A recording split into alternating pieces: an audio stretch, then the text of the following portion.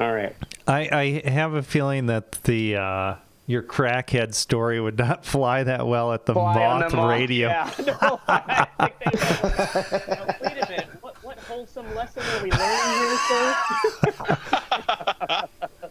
here, sir? Are you serious? There's crackheads. NPR. You're not learning. Yeah, I'm humanizing them. Right? I was right on their vagrant level of felonies. Stealing property. Jesus Christ. I was immersing myself for a theater role. No, that's some bullshit. Practicing for a play at the Blanford Recreational Center. Yeah. All right, here we go. Randy. On tonight's episode of the Red Eye Report, we talk about slums. No, we're not talking about slumming it up with Ashtray's mom. We're looking at one of the largest... Yep, I'm sorry, dude. We're talking about one of the largest habitation chunks on the planet, to the tune of 1 billion people worldwide. With me tonight is the aforementioned Ashtray. He claims that he's moving into a new apartment, but I'm convinced he's shacking up at the tent city down the street, looking for dangerous encounters amongst the inhabitants. I hope you're prepared for the warm embrace of monkeypox. Well, who's to say that itch isn't more than a spider bite? Next to Ashtray is the Mighty Mystic, purveyor of stolen motorcycle parts and sewage pipes. I'd rip on him some more, but I'm pretty sure he's fashioning some type of Kawasaki shit tube battle mech. I can't wait to watch the carnage on Live Leak. His name's going to be Harry. Nice. Holy shit. Name for all the shitty hairballs. We also have T-Rex Teddy. Born with disfigured and horrifically short arms, Teddy was always last in line when it came to getting his rations for the day in the slum that is known as Detroit. I can't. Fuck you, man. Detroit's an awesome city. And I'm doing the whole show just like this to show my fury and non-reaching wrath.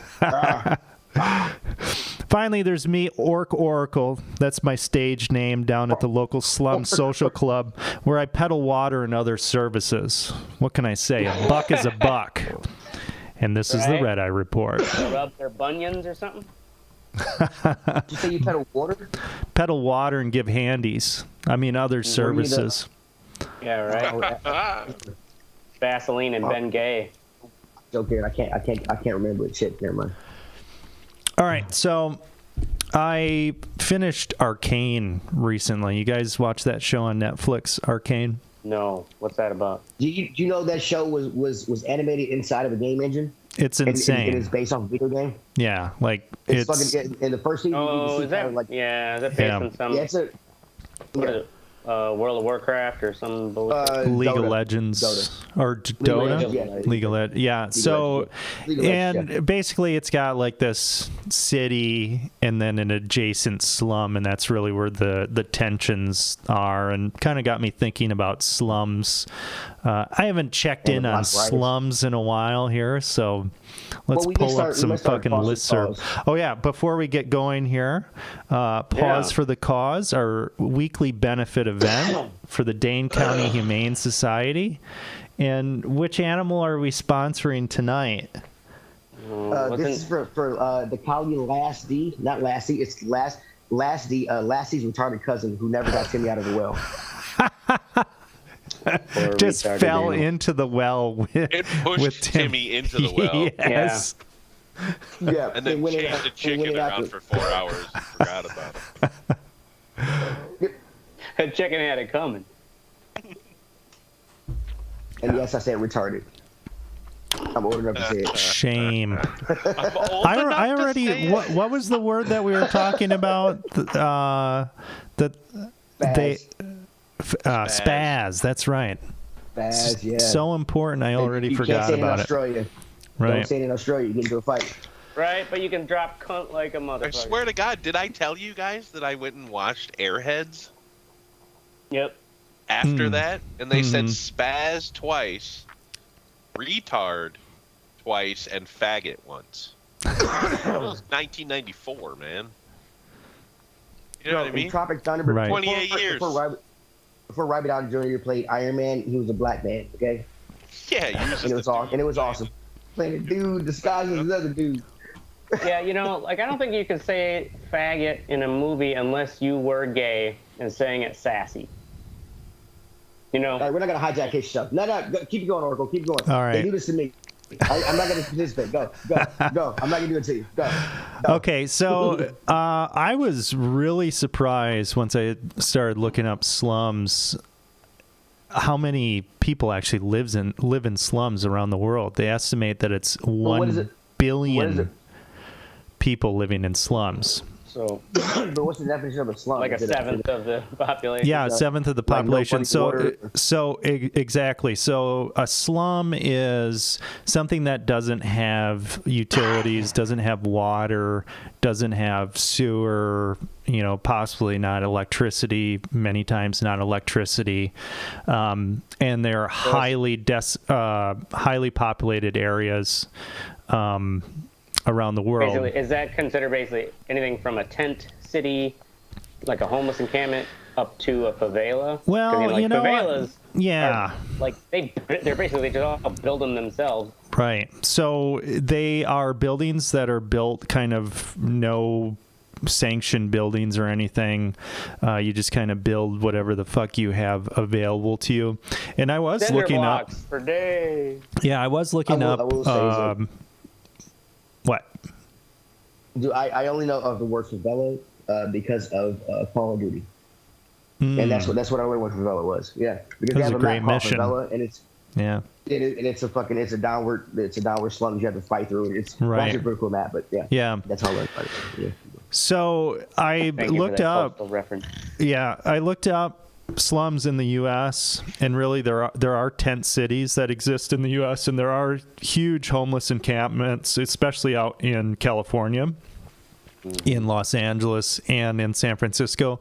But honestly, these don't hold a candle to the slums that are around the world. And really, with the code, law, things like that, there's a lot tighter kind of. There are areas where they kind of let these encampments, but they're not letting these huge, sprawling, hundreds of thousands of people living in these things, crafting their own buildings and things like that.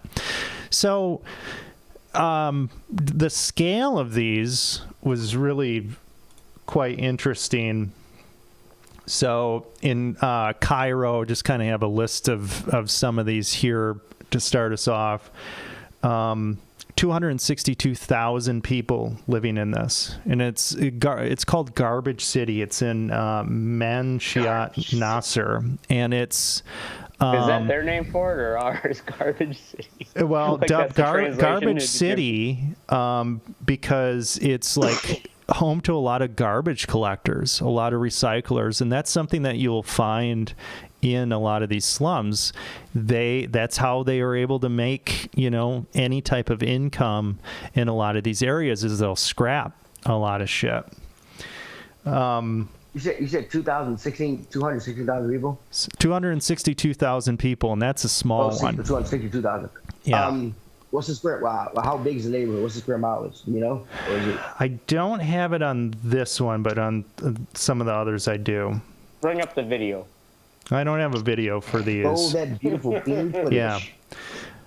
So, Seat Soleil in Port-au-Prince, Haiti. Madison's population is like 270,000 Yeah, people. so imagine nobody if that was a cares. Not your show, let 'em slum go. made out of shanties. Yeah. That's The rent dangerous may as be a little shit. cheaper. Some of these are you get into Cape Town, South Africa, 400,000 to 1.2 million people in this slum. And basically it was a bunch of black workers that were exiled, and they were displaced. They had to go somewhere. So that's how this slum came to be.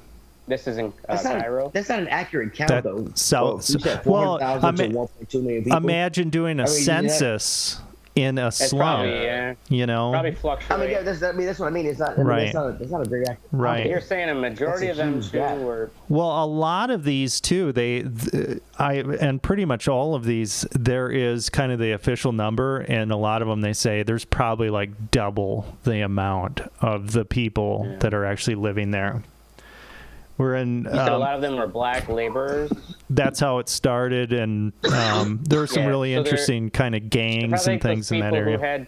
who get, they travel to Dubai to work on some project, and then they get screwed over by their, foreman, and then they're Right. indebted and they're stuck there. Right.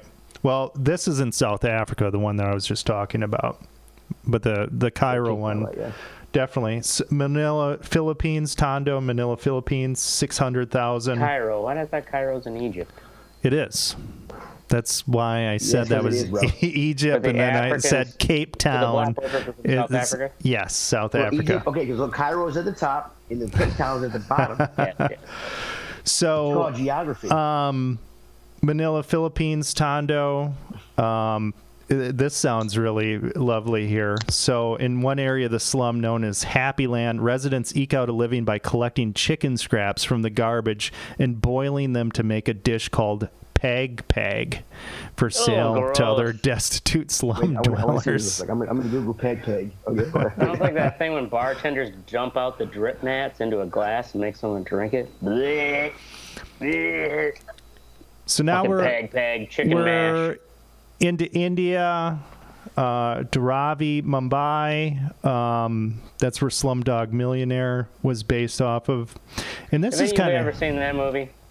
I haven't seen it. No, have you guys? No, I Teddy, haven't seen it either. Nope. Mystic. Nah. So Mystic? this I don't is think where Mystic is conscious right now. Mystic's Are you bad there, guy. Mystic? Yeah, he hasn't chimed in. Oh, in a he's while. eating. No, I He's been gone haven't for seen 20 it. He's been gone Eat for the 20 fucking minutes. chips, motherfucker. way to out him, Teddy. Fucking continue. Okay, so this is where it kind of gets into the interesting angle, and I found some cool articles about this. So, in this one in Mumbai, residents work as potters, leather tanners, weavers, and soap makers, and annual sales are as high as 1 billion from this area, from this slum area. Islam, yeah. Because they're basically their living spaces are in the factories. Mexico City, Wait. Neza, Mexico City, 1.1 million. We're getting bigger here. We've got Kiberia. This is in Nairobi, Kenya, 1.5 million. And then Karachi, Pakistan, Orangi Town, Pakistan, 1.5 million to 2.4 million people live there. So huge, massive, Okay, so you said- massive areas. You said you had a square footage for some Oh, of okay. them. So Can you give me a this square footage of one, sure. to- So this one in Karachi, 113 settlements on the outskirts of Karachi, spans some 8,000 acres. What's acres to miles? Oh, that's it. So think of an acre. I've always been told an acre is kind of similar to like a football field-ish size. Well, this one might help. So think of 8,000 football fields stacked together. Okay, so 8,000 acres is 12.5 miles. Okay, so all How many people- shacks. So that many one people was was- 1.5 to 2.4 million people. Damn, in 12 miles? That is Yeah. fucking crazy. Well, this one in the Philippines, Tondo, has a population density of 80,000 people per square kilometer. 80,000 people. Yeah, per square kilometer. So it's pretty intense. And a lot of times, you hear My problem about. is it ups the problem. You're probably gonna fuck your cousin. Yeah, there's a good This chance. is being real. So in these areas, But like the thing too is like kids aren't going to school.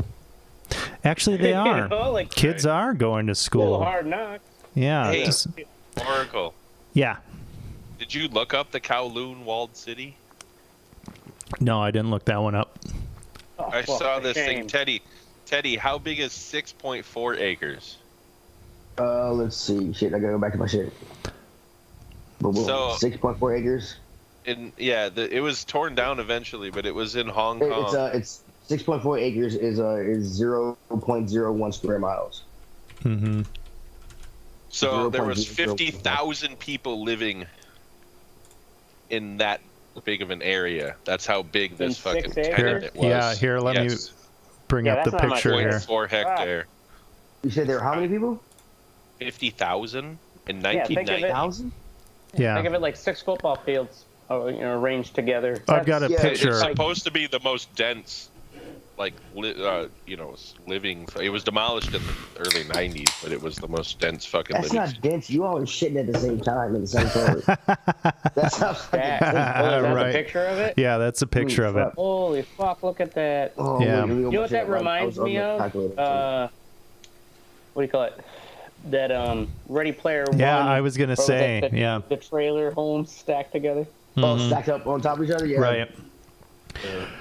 So in these areas, things that we take for granted are in Like short pooping. supply. Well, pooping, and I'll get to that, but also water. Water is a big Oh, issue. yeah, clean water. Yeah, Yeah, water clean is- water is an issue. And Yeah. yeah. so there are like water gangs. So this is in the Kiberia one. This is The the one water in, gang. Yeah, water gangs that control the water. So because that's the hottest commodity. Oh, you And- want water? Yeah, and unless if you have a connection with these gangs, you're not going to be selling water. And this one guy, he's like, yeah, my pipes weren't working or whatever. And he sent out some kids to like trace his pipes to find, what the deal was. And they found like a bunch of mattresses and rubber stuffed into his pipes to stop the flow. Jesus. Yeah, so it's pretty, So what? pretty. The gang members did Yeah, that. the or gang what? members did that because it's like, hey, you how didn't, where's our cut? If put we're a gonna do Pay mattress this. their in a water protection. Right. Water.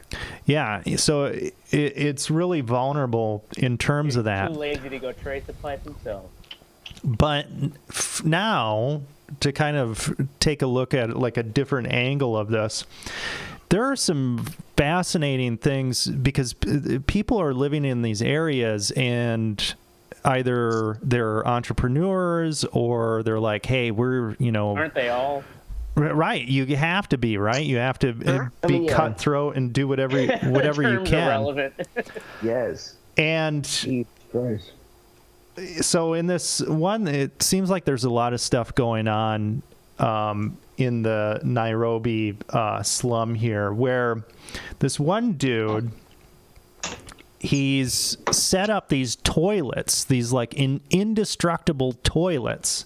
They're like super, super Diamond-plated. porta potties. Santa But flush. the thing is, like all these toilets, they have like water ATMs and things like that, where you actually take like a prepaid card and you go to get water, and it's kind of like a franchise opportunity.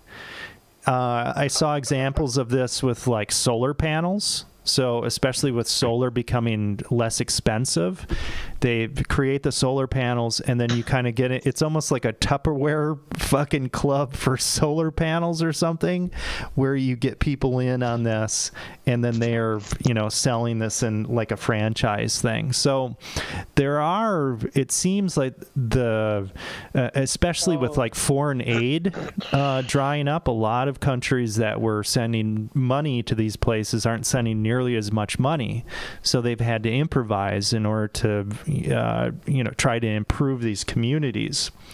And they did this one, the Huff Post had this thing here where they actually found that many young children between like 3 and 6 were enrolled in private preschools in these slum areas. So they're taking everything that they have, all the money that they can scrap together, and they're actually giving it to their kids so that they can go to these schools and try to get out of these slums, which was, pretty fascinating. And who's running the preschools?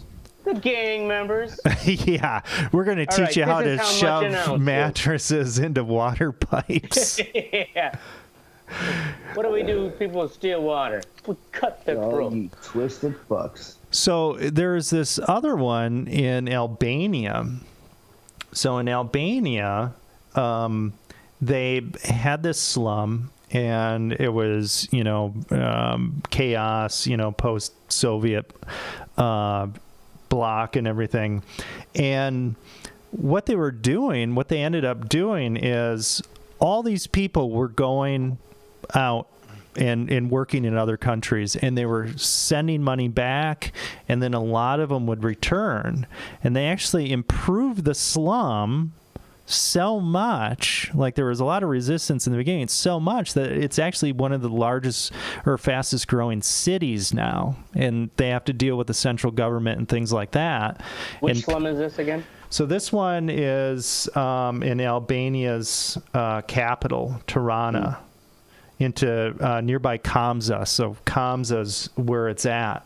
And these people, they're like, fuck, man, we're going to build this up. Yeah, they built their own fucking city. They took their slum and they improved it into a city without the help of the government. They pulled themselves up by their bootstraps. Right, Right. Yeah. That's what they did. Yeah, pretty interesting kind of stories of, these people dealing with what they have and just going for it, Well, it also goes to show that, like, people are like, oh, what'll happen if we have civilization collapse? Like, oh, we have an EMP, that we lose the internet. It's like, motherfuckers in the slums are like, whatever, we're just going to keep doing what we do. Right. Exactly. There are people that have lived there their entire lives for 40 plus years or whatever. And they don't have no internet. Right. Yeah, they don't have internet. They don't need it. So I was looking into the U.S. and seeing, like, okay, are there slums in the U.S.? And some places showed up, but they wouldn't necessarily be considered slums. Yeah, Detroit. there are slums in the U.S. Only white person will ask the question, are there slums in the U.S.? But not to the scale that we're dealing with here. Shitty ass places or whatever. Really? Like Detroit, you can call a... Yeah, Teddy, really. Right. Yeah. I mean, it's...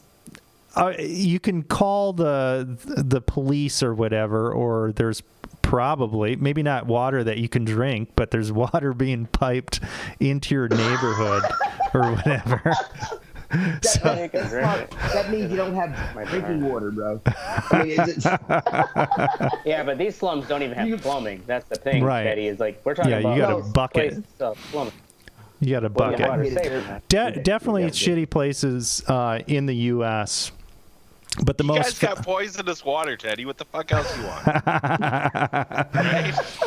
Not poisonous water, motherfucker. But the most famous slum in the U.S., of course, was 5 Points, which was what Gangs of New York was based off of, and was in New York.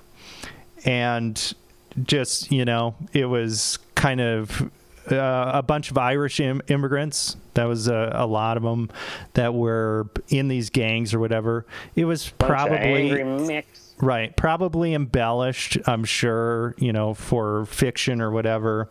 Right.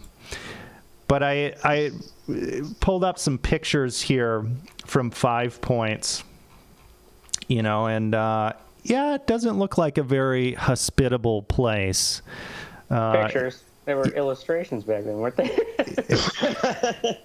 Well, it was all 1800s, so maybe it wasn't straight photography. I don't know. What was that called before? Photos? I don't know. It's hard. There's a delay in what I'm seeing, so maybe some of those are photos.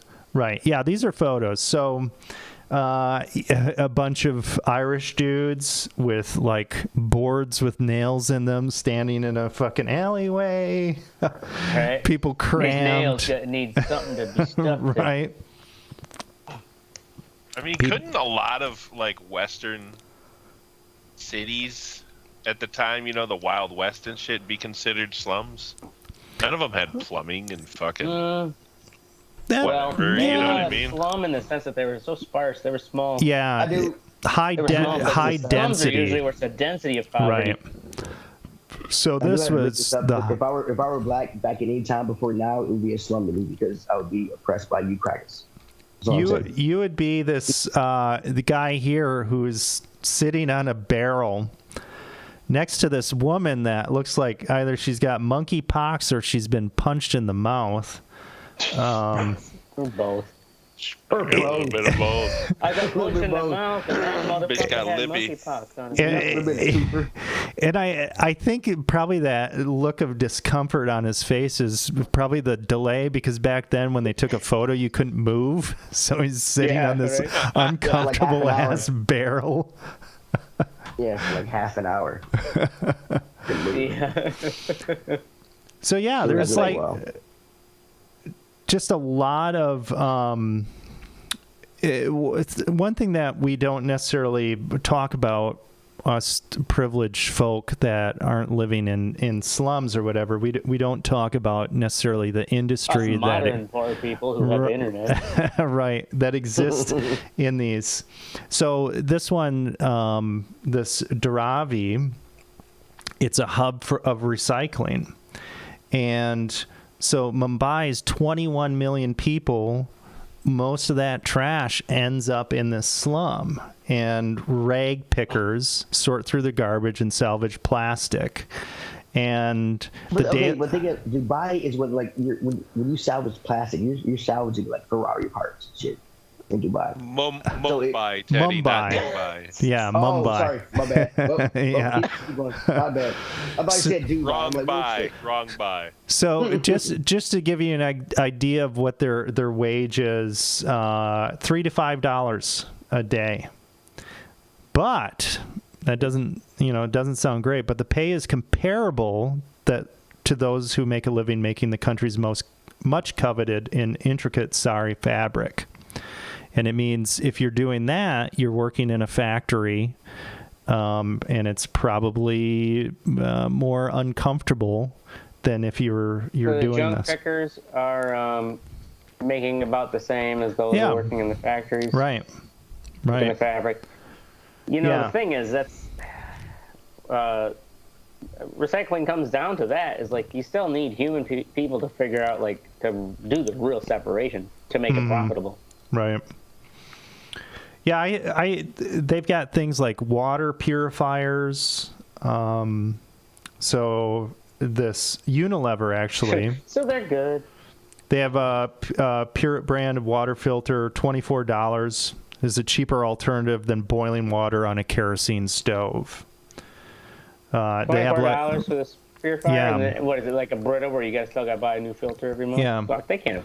Well, I don't know. I don't know how often you have to replace it. But think about it. If you were a company or if you were an entrepreneur, there are 1 billion people living in these areas. So it is, So what you're saying is corporations need to start selling them stuff. Right. There is a market opportunity there. There is a Come and market get your opportunity. shit. So yeah, I was just fucking chicken hearts. I was thinking about like some slums and things from just popular media or whatever that were kind of interesting. And recently I was playing Stray. Us people who have no experience whatsoever. Right, no with slums experience to with talk slums. And I think pretty much What is that bad? 90% of the towns and things in video games are portrayed as slums. Like you're like a cat going through a post-apocalyptic slum in Stray. Did you play that fucking cat game? I did play Stray? that cat game. It's a great game. God fucking damn it. As a cat owner, I have to play that You game, have to. dude. Yeah. No, his you cats- don't. his cats Yes, would I scratch do. him. I've done his everything. ankles on I've done everything in my power to stop my wife from seeing that game exists. It is Because I a do not great want to play game. it in my fucking house. The best thing about that game, You're getting too entitled with your dogness. you get like a You little. goddamn right I am. Your cat I'm gets damn this near like right. little I've got a- backpack, and the moment you put the backpack on the cat, it immediately falls on its side and cannot move. Jesus. It's Like such a a cat. great. God. Exactly. That is fucking retarded. It's made by Why cattle. would- Anybody who dresses up pets in clothes is a fucking psychopath. I don't There's care. a lot of psychopaths out I there. don't give a shit. Don't worry, Teddy. You're a psychopath. Sing that to the dog. You know what? The entrepreneurs who are selling cat clothes and dog clothes, are making a killing. That's right. They are. Oh, it's stupid all you want. Somebody's making money. So there you have it. Yeah, whatever. Fucking slums. Psychopaths. They're Fucking huge. And they're not the all idea, bad. though, too, that like we're talking about slums. What's the closest experience any of us have to slums? It's like me buying some homeless people crack. Like that's probably the closest. They really wanted to show me their slum, but after that adventure, for like 6 or 7 hours, I was like, I'm cutting my losses and quitting winners and getting out of here. Actually, that's a good closing question here. Have you ever been in a slum or something that resembled a slum in your travels? I got to tour ghettos over in Italy. Ghettos in Italy. Yeah, and ghettos is they call them ghettos because that's where they kept the Jews, I believe, what the tour guy said. I believe that's where they kept. Let me double check that, but he called them ghettos. If it was a historical thing and it wasn't actually Right. it wasn't an active ghetto, then Yeah. it's okay. So Yeah. active for me probably would be like the outskirts of Tijuana. I ended up there on an adventure. China, Okay, yeah. like I never in like a slum area, but highly populated, very, very dense. I don't know what kind of stuff these people had. It was very old school type thing. So that's kind of like my experience. And I didn't really spend any time in these. Mystic, you ever been in a slum? Well, fuck that. Wait, here you go. So ghetto Gated is communities for me. whatever, bro. I guess like I've been in like the stinkiest alley I've ever experienced in the world was in Detroit. Like I was in down some of the, so I wouldn't call it slums. It was abandoned, but there weren't like many homeless people living there. You'd see a few here and there, but man, you could tell this one it was like a piss alley for the hobos because Yes. you're all assholes. I got a great photo out of it. But, Yeah. Okay. So going back to the ghetto thing, when I looked it up, it's yes, it says the definition of ghetto is a part of a city, especially a slum area occupied by a minority group, and historical the Jewish quarter in a city. Were So there like people the there? Warsaw ghetto. so yeah, were there poor Yeah, people that's there what when they you went used to to the call city? them. That's what they call that part of the town. But when you went Back- to it on this back in the trip, day. was there like a bunch of poor people there, like we're living in the ghetto, or was it like this? Or- used to there were be a people- ghetto? Here, buy this No, T-shirt. there were people living there, but back in the World War II times, it was called Yeah. the ghetto because. It was, okay. But So they was that was now Airbnbs and stuff. Yeah, it was weird. It was weird. Yeah, it wasn't. Yeah, it probably is now. You can make some money, but it was weird because I'd only heard the term ghetto over here, talking about ghettos, like ghettos in Detroit, ghettos like black city, like black areas and cities of ghettos. Right. And then when I got over there to Europe and I heard like this is You're like like, what? They had ghettos too? How yeah, dare ghettos. they? What? They And then I stole learned that okay, from my where the culture. Jews stayed and shit. And like, okay, I get it. And that's where I learned where the term ghetto came from. So Well, there you go. yeah, well, fuck y'all. All Fuck right. y'all. It was an experience with Teddy. Fuck you, crackers. Let's go. Keep it moving. Okay. Next up, we have Teddy with his dad. Thanks, My dad. So I have been oh Jesus Christ, I have been listening to music. So my dad used to he listened to Earth, Wind and Fire, Michael Franks, Chick Corea, Al Jarreau, and so I've been listening to this music with my son, and it's kind of it's just fun doing it. And like I learned it from my dad, and so thank you, Dad. We love you. I'm passing the Boom. torch. Boom. There you have it. Yeah, Nice. Earth, Wind and Mystic. Fire is awesome. Make the kids listen to it. Heck yeah, Sandman. What? Sandman. Oh, Sandman, go. Sandman. Go. Yeah, it's a good show. Check it out. It's adapted from Neil Gaiman's 7 series, fucking whatever. Mm-hmm. I don't know, what was it called? Graphic Is it- I guess- novel. is it it was graphic the Sandman, novel? right? Yeah. So what did they do right here that they did wrong with fucking what was that other one? I already forgot the goddamn name of it. Gods. Yeah, American Gods. Oh, it was nothing like the book. The one. Yeah, the book was awesome. I don't know. The show was just cheesy as hell. Was that on American Netflix Gods, as you well? mean? Yeah, was that on Netflix as well?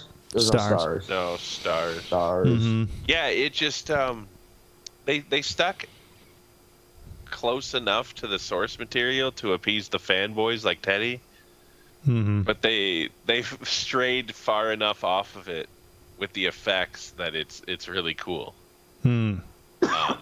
It's like I don't know what the budget for this shit was. But the fucking the effects on this were fucking nuts. Like they were really cool. And the story's well done. It's fucking good all around. It's just a good show. So I watched this weird as fuck. I watched the whole show in one day doing housework because, like, I didn't read the comic, but I want to read the comic now because, How much fucking housework were you doing? Is that like 8 hours or what? Yeah, it was like 8 hours. Yeah. Housework takes fucking time. It was like 4 hours of housework. I've been doing housework for fucking ever. It feels like. Okay, don't bust my bubble. But it was I watched the whole series in one day. Okay, that's a lot of time. I was embarrassed. I was off that day. I was embarrassed, but it was a good show. I do want to read the source material. Embarrassed. I've never a comic book fan, so I feel like the show is better because it's it's not how I envisioned it when I read the comics, but it was cool as shit. So after all this promotion shit, The Sandman is on Audible, but being a graphic novel, I don't know how it's going to play on Audible. So I'm kind of curious. Really? Yeah, that would be kind of weird. So I have some credits. I'm going to look it up and look at the different versions, see what I can get, and do it that way. Just buy the fucking volumes. Just buy to read it. Right. Like, how much text could they possibly have in a graphic novel? Yeah, it's not a ton. It's more in this because it's Neil Gaiman. But it's still not a ton. Right. Well, I'll have to check it out because my Carolyn re-upped our Netflix so she could watch her fucking British midwives show. Oh, man. Well, that's the thing. Hey. That's how you make the compromise. Hey, you're married now. Suck it up. Yeah, you have to make the compromise. Suck it up, motherfucker. This is why I have a second TV, so I can do whatever I want with the TV. This is why I have 4 TVs, so I can do whatever I want. Step the game up. Let's go. All right, next up we have Ashtray with Dan Carlson, the live music geek. Yeah, so this is just one of those random encounters after the fucking what could have been my fuck what you think, that shitty wedding situation I had where I was up in the rooftop getting rain, heavily misted, I should say, to put it politically correct. And at the end of the gig, I went across the State Street to the old Ian's Pizza and got in line next to this. I don't know. He kind of looked like a baby face dork. Hey, Callie. But we whatever. I was bitching about the gig I just got done with, and he's commenting about how he works with live music stuff too, blah blah blah. Kind of commiserating. And anyways, one of those where initially I'm like, okay, this guy wants to keep talking to me, but then when he actually started sharing the story, because I was just there just to have some pizza at 1 in the morning, he does like audio work, and you see this picture that I just posted in the outline. Like he's a musician himself, but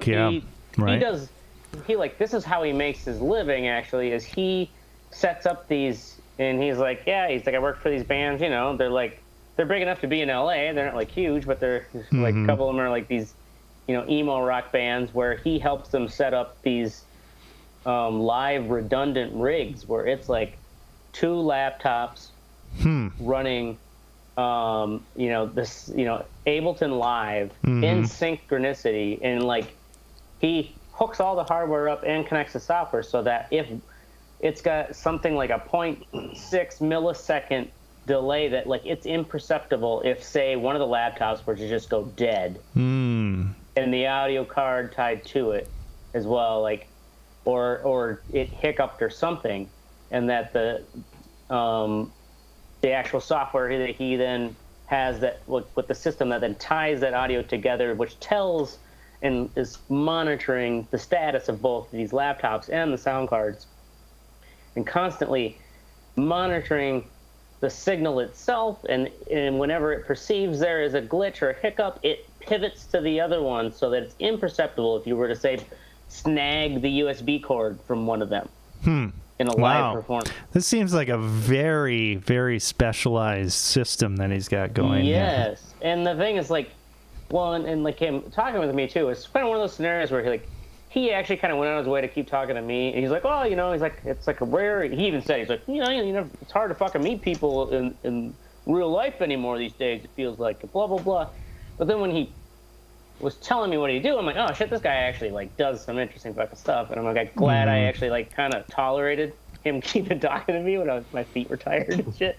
But he showed me did he come or what?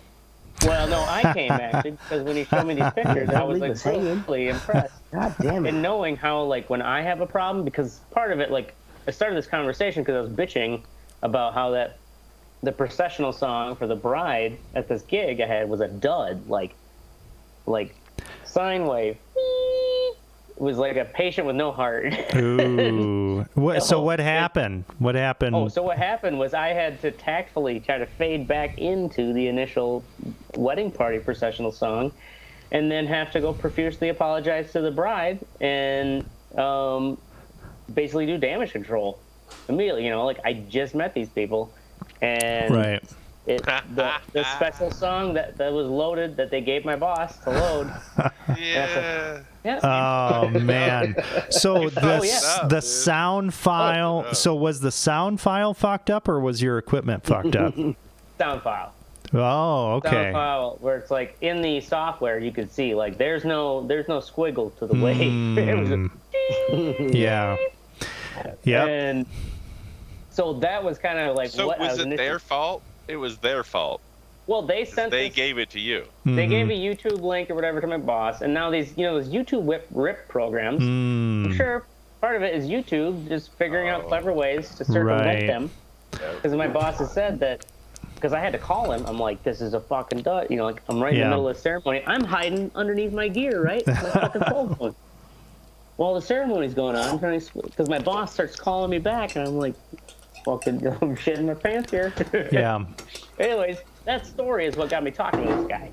And so he's talking about how he sets up these rigs, so it's like this is for live shows where it's like if you fuck something up or you snag a cord or something, like the other laptop, boom, takes over. Yeah, well, that still wouldn't have saved you. You would have had 2 copies of a fucking blank audio file. Exactly, in my scenario. But that led to him talking to me, and my what's sexy basically is that, like, you never know when you're gonna meet someone like way more interesting than you initially think they are. Yeah. Like when he started showing me pictures and stuff, I'm like, damn, that's some impressive gig, like rig work. It's like for live shows. And he's like, yeah. So he's like, the bands I work for, sometimes it's like, if you really want me to troubleshoot you, like a plane ticket out to LA, that's like $750. Damn. I can. Otherwise, I'm going to try to talk to it through the phone, or he's like, I know a few people who are in the area who may be able to help you. So he's like the extended car warranty guy of music. Well, he like just but he actually does music, stuff. And I've been a musician, but he's like, I've resigned myself, and I love, because I'm such a geek. He said, like, I love being kind of like, I'm the guy who's going to be there, and I'm going to make your shit work, and it's going to work to the best of my abilities, and like, it'll be flawless. Well, that's got to be a huge peace of mind for those bands. That's cool. Especially when you're traveling, like touring. Right. And like he said, the bands he works for, they're the opening bands. They're the bands who are like big enough to be out in LA, but they also like they have to get their shit up there, set up. So real where fast, does he fucking turn live? down. He lives here in Madison. He's moving soon to Denver. His wife is like a professor or something. So he just builds these for them, and they just take it with them, right? Like he doesn't like babysit it for them. Like he just builds them. Well, I'm sure it sounds like he does tech support and whatnot, and troubleshoots. And that's why I was saying, like, sometimes they do have to fly him out there if he can't talk them through it over the phone. Yeah. But he said his philosophy too is like to build the most efficient and redundant rig that's simple. Like you can wheel it on. If you look at that picture, like wheel it right on stage there. It's got to hook up a certain number of cords, power it up, and like it's ready to go. And then you got to take it off because the main gig or the headliner, like they want you off the stage. Right. Oracle, you remember the first show we played in Sync Room? That band, Partly Cloudy, that played with us. Yeah. Like the sound guy couldn't hook their fucking keyboard up. Right. Like the sound guy was like acting like it was some exotic piece of fucking machinery, like it hadn't been around for fucking hundreds of years, like the piano. Didn't have you know what I mean? cable or what? Like it's just all you needed was just like it was an XLR. Right. XLR'd Yeah, this out is to not, the fucking, alien it wasn't technology. yeah, dude. Like, what the fuck? Hey, and like, he's like, you guys don't have anything complicated, do you? I'm like, no. Bass, guitar, and vocals, I guess. Like, I don't. I mean, the best bands, like a fucking Bowl Scraper or whatever, they just fucking go out there and rip, and it sounds perfect. Yeah, they don't give a fuck. Right. Just feel that shit in and fucking plug it in. Yep. All right. Next up, we have me not freaking out, sort of. So I was having a rough class. I was teaching a class on Monday night, and one of the students who was normally a great student, she clearly had a beef with, I don't know, with her life or with me, and just kind of. This is an English class, so there's a lot of conversation that's happening, and it wasn't happening, and it was just kind of torpedoing the whole thing. So I'm just like, you know what? So is she just being obstinate or what? Yeah, pretty much. So I'm just like, okay. Can I ask what her original language is so I can get a sense of the accent? Well, it's Spanish, piece of shit. but What? Spanish. Spanish. Okay. Right. But at a certain point, I'm like, hey, this isn't working for you guys. This isn't working for me. And it was a tough grammar lesson. And I'm like, let's just call it quits for tonight. 20 minutes in, I'm just like, let's pull the plug. And I was worried. I was really fucking pissed off. Right. And, like they might give you a bad Zoom review. Well, whatever. I don't care about that. But we went back the next day, and it was fine. Everything was fine, and we talked about it. And I was like, you know what? You guys are having a tough time. I was having a tough time. I just stopped the class, and everything's been great since. So it actually worked out. And I think in other times in my life, I would have just been like super fucking like super duper angry and like fucking thrashing. Nope, not gonna do it. Right. Shutting it down. Right. So my wife learned that shit quick, dude, with inner city kids. I'm sure. Oh, dude, I wouldn't be able to handle that being job. The white teacher, right? Like she's the white one that they respect. Yeah, I wouldn't be able to do that. Like, she's got to be extra black. Yeah. Yeah. Plus, I'm super white, so it wouldn't work out. Well, so I forget these classes now. Is this part of your old job? Still? This is part of my old job. So because are you basically just still doing that part time, or are you just it's part time. Okay. Yep. Yeah, it's part time. Well, when do you start selling hot tub insurance? Well, they had a teacher that lasted for like 2 months that didn't do shit. Oh, Karen. Yeah, and that didn't work out. So did you get any more details on what eventually happened? I kind of think she had another thing. She was waiting for the universities to start their semester, and then she was going to go do that. Not your mom, not your milk. What a great. So she was just like kind of like, oh, I got another gig, and just kind of whooshed away. Exactly. Yep. Well, she tried to stay on, and they're like, no, fuck you. We're moving on here. We got to get somebody in place. Somebody who can actually fucking do the job. Right. So yeah, that actually worked out. I fucking flown it. And just a little consternation was all. How old was she again? 84? No, she was in her 60s or something like that. I don't know how to use a computer. Well, you fucking signed on to do a computer job. It's like me going to be like a fucking truck driver or something and be like, never drove one of these before. Guess we'll see what happens. Not even having your regular license. Right.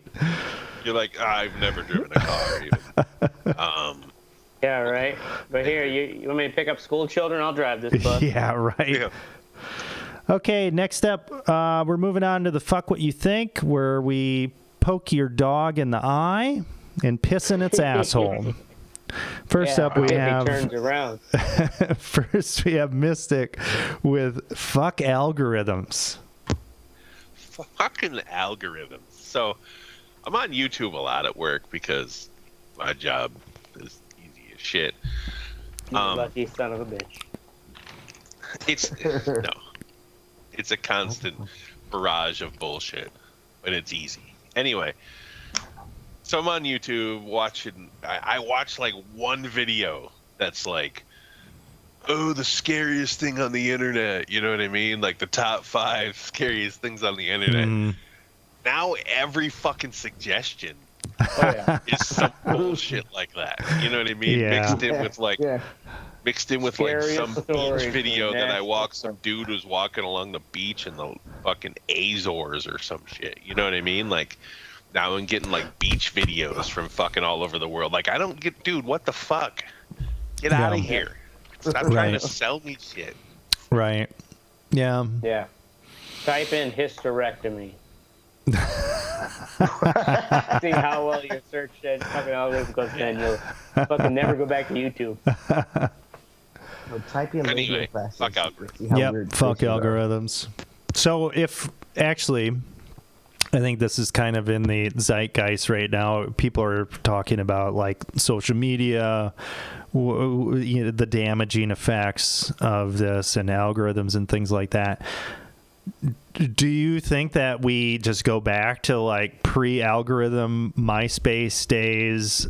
No, we can't. Probably. It's irreversible now because the algorithm gives anyone an advantage who uses them. You can't no company's going to be like, we're going to be altruistic and never use algorithms.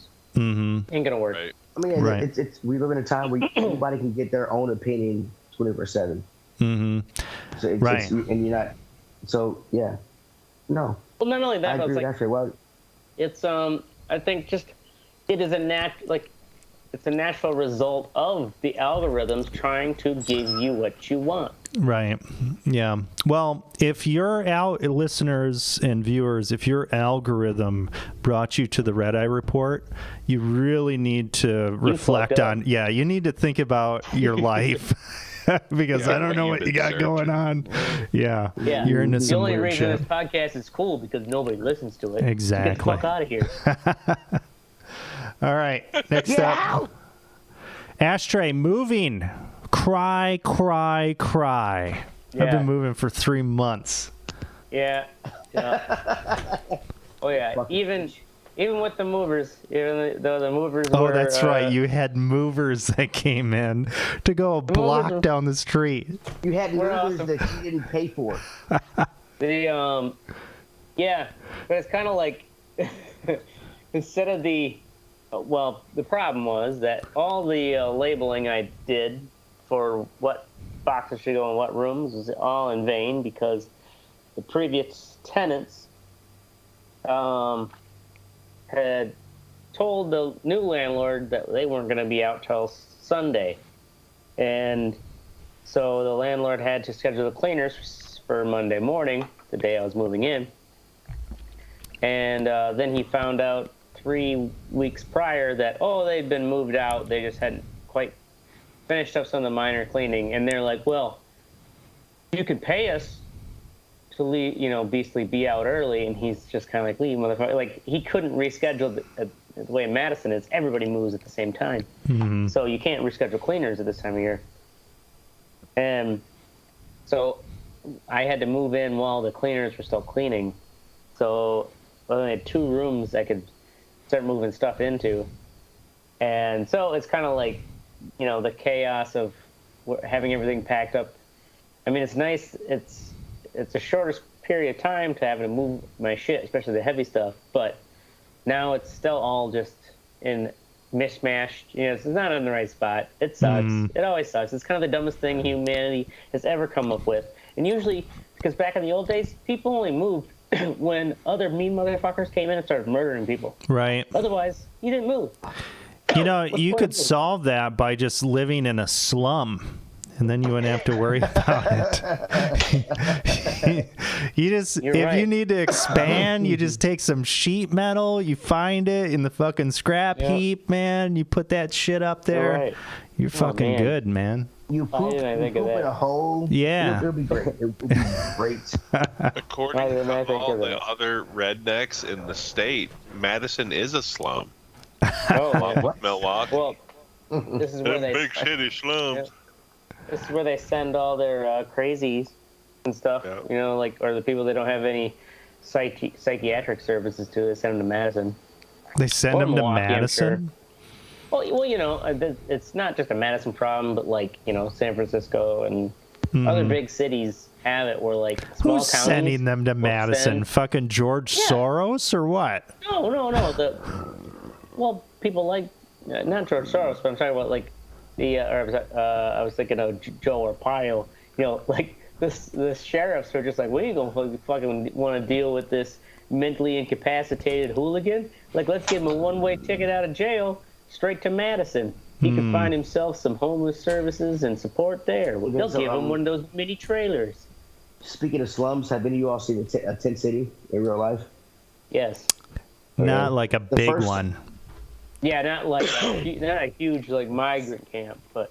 Dude, the first time I saw Tent City was on my way to a cruise ship in New Orleans. All these tents under overpasses as I'm on the freeway going to my cruise ship. It was the weirdest fucking experience. Oh, yeah. Do you think that was Katrina related, or do you think it was? This was 2 or 3 years ago. Oh, okay. Oh, yeah. No, then that's just a standard homeless encampment. It was. I was like, holy shit. That's there's this park here in East Wash where it was getting like that, where it was damn, that was a park, and now it is a tent city. Here in Madison, there's a couple where it was of them like that. Here. Getting close to 100 tents. Yeah, there's one here in Nashville. That's where it's this ain't a festival. Mm-hmm. The cops can't really do. I mean, they the cops just the cops just can manage the perimeter and try to keep basically keep the chaos from spilling out, but at the same time they passed all here in Tennessee. It's illegal. These cities started the pandemic here. Public property.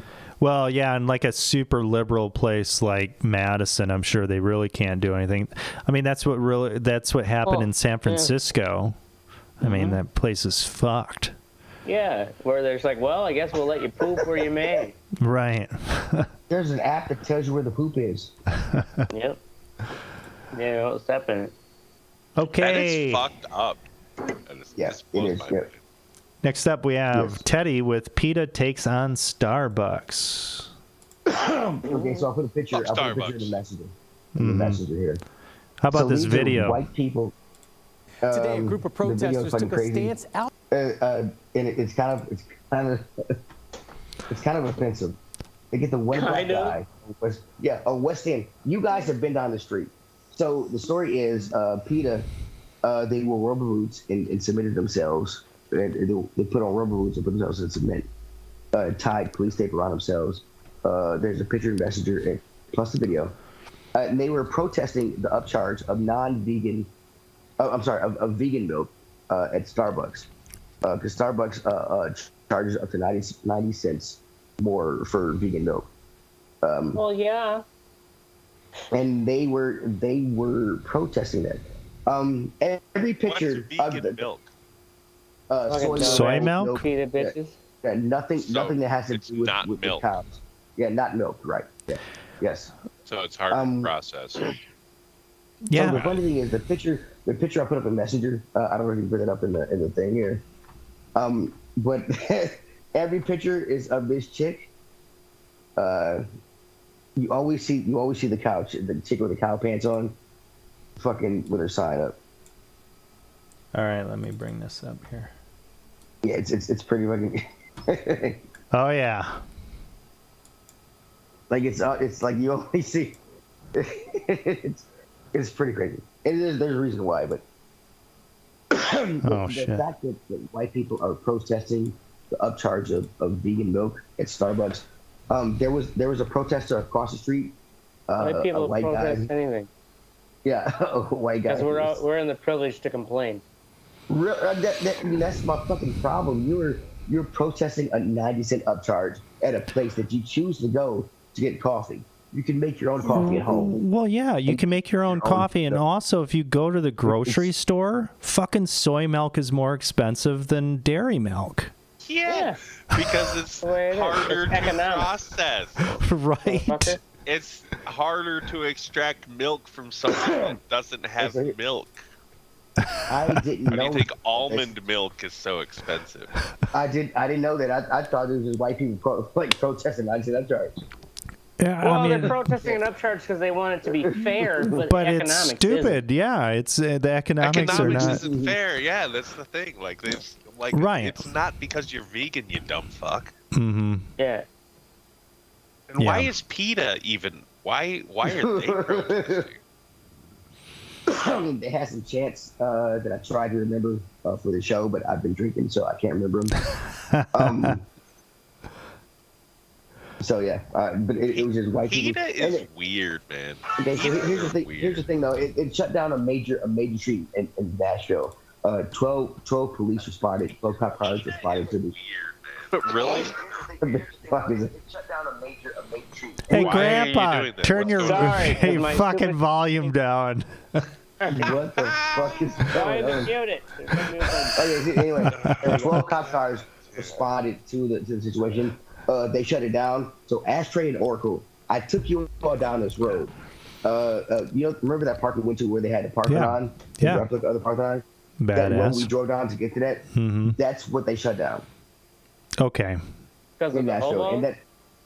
And had we kept going past the park, we would have gone straight to that Nashville. So that's how significant of the road they shut down. But yeah. They seriously shut down a road to protest vegan milk upcharge. No. Yeah, they did. They're here, I thought it was just some news story. I didn't realize that is in your town in Nashville? That is literally the whitest. Yeah, this is Nashville. This is in Nashville of all places. Yeah. Here, I thought this was some like in Fresno. No, you drove down that road to get to that park. Yeah, Nashville's pretty progressive, huh? It is. Nashville is a blue more spot in a red state. For sure. Yeah, it's a blue spot in the red state. I've heard comedians say that they like Nashville because it's kind of you get a good even mix of progressive and conservative. Right. Yeah, I could see that. Yeah, it's exactly and like also a bunch of bridesmaids that want to get smashed. Daisy too. Yeah, absolutely. Yeah, we're like the number 2 spot for like, right. What's the number 1 spot? party. Vegas? I think it's Vegas. Yeah. Yeah. If we're not number 1, we are close. We're definitely number 2. Nashville's definitely better. Every time I go to fly out of Nashville, I can see Vegas being number 1 for men. Probably. Yeah. Every time I go to fly out of Nashville and I see some bitches coming in with like cowboy hats and boots on, I'm like, oh, this is shit. Thank God. I mean, you weren't lying. Like it was something like 40% of all women as we just drove down that strip were in Daisy Oracle for your wedding. We're going to the airport for your wedding. Your wedding took place over CMA in Nashville, and I was so goddamn grateful. I was like, holy shit, we're missing CMA. Oh. Yes! I don't have to that's like a huge. Yeah, I never thought about that. Yeah. That's like living in Madison here. None of that shit. With fucking CrossFit or Iron Man. It was fucking awesome. That's like living here with Harleys. Every year they have their little fucking Harley anniversary. It's coming up, bro. I just had coming my up. friend text like, "Oh, it's really cool. CrossFit right there at the line. Interesting. That's really neat, Craig. God. It's really interesting to see on TV." I'm like, "Yeah, when you gotta drive past that motherfucker to work every week, every day of the week, fuck that shit. Fuck Join the CrossFitters." cult. Also, it's like, fuck you, because bikers are awesome. Okay. All right. Yeah. Finally, we have me with goddamn internet. So I just moved into this place, and everything But was no fiber. Well, no fiber. Had to use cable internet, which is fine. It was okay. And I had this interview or whatever. Internet was working fine. 1 hour before my interview, the fucking internet goes down. Like nothing. Ugh. No connection, nothing. Ugh. So I'm just like, fuck. Like in my mind, I'm just like, am I gonna like drive to a library or something? Am I, do I go to Taco I John's? swear to God, I'm not looking at porn. What do I do here? And fortunately, I had a good enough signal where I could do a hotspot off of my phone, and it was fine. But it was kind of like a little bit of a pucker moment where it's just like, oh shit, I seriously don't have fucking internet. This is not like a reset your modem kind of deal. It's just not coming through. So that worked out. But the one time that I've had an outage because I'm streaming tentacle porn 24/7, and it's been solid. 24/7. It's been solid the whole time. What do you have? What's the speed? So, this is also kind of goes into the fuck what you think. So I'm going through Spectrum, which is my only choice out here, and they're like, oh, download speeds 300 up to 300 megabits per second. Okay, you can do 500 or whatever, and I hook it up, and I have a direct connection into my computer, and it was actually over 300, which is more than enough for me for a download. I'm like, okay, right on. Fucking white privilege. I'm supposed to get up to 1.2 gigs, and I get like 400 when I'm hooking. Yeah, that's some bullshit. And then I check my upload speed, and it's pegged at like 11.5 no matter where I go. And I go on their website, and I start looking through this stuff, and at no place on their website do they have anything listed about the upload speed. So I think their upload's just dog shit. It's enough for what I need, but, it's they tout like the 300. What you're saying? Yeah. If you get that job, are you going to be working on site or hybrid? And the internet isn't shit here. Like it's perfectly capable. Right. If I was like streaming multiple things at one time or whatever, then maybe I'd have to worry about it. But usually the whole fuck would you think about how the internet is shit. You say the internet also the show is about it's about slums where people have to people have to shit in a fucking plastic bag in Mumbai, Teddy. So you're over here like doing all right. You can't turn this around. Don't try to turn this around for slums, okay? Don't try to bring this shit full circle. It's not gonna work. It's not gonna fucking work. Okay, well. Fucking shit. That's it. That's our show. Go fuck yourself. Spectrum Internet. And we're going to be here every Wednesday or Thursday night at 10 p.m. Central. Make sure you join the conversation at theredeyereport.com or facebook.com/redeyereport. We don't have a Twitter, so go fuck yourself. And we definitely don't have a TikTok. Like us, share us, fuck us. We're down for whatever. I'm Oracle. This is the Ashtray. Mystic? He still doesn't know. Somebody put a question mark. Yeah, first off, Wu-Tang for life, and I'm Teddy. Boom. And this is the Red Eye Report. All right.